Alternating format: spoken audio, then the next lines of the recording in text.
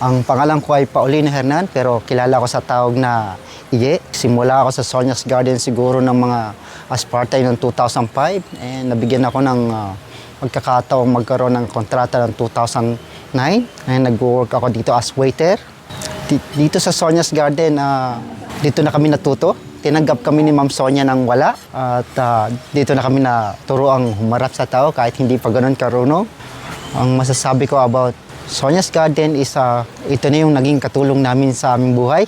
Siya nang bigay sa amin ng pangsuporta sa pamilya. Dito kami nagkaroon ng pagkakaroon ng tirahan dahil kay Ma'am Sonia. Sa work naman po sa aming mga kasamahan, tinutulungan din kami para magkaroon ng matuto isa-isa. Sina Ma'am Cathy, Ma'am Christy.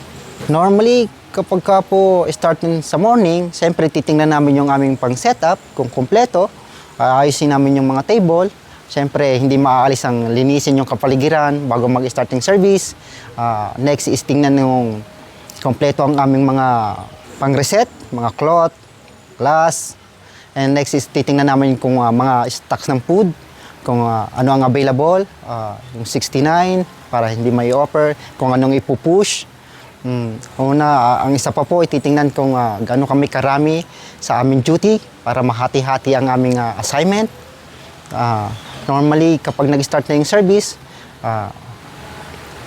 normally bibigyan, ikukwento ko rin po ba yung about sa the service, bibigyan ng, normally kapag dumating yung guest namin, sasalubungin, i-greets, normally bibigyan ng menu, then habang tinitingnan na menu, bibigyan namin ng water.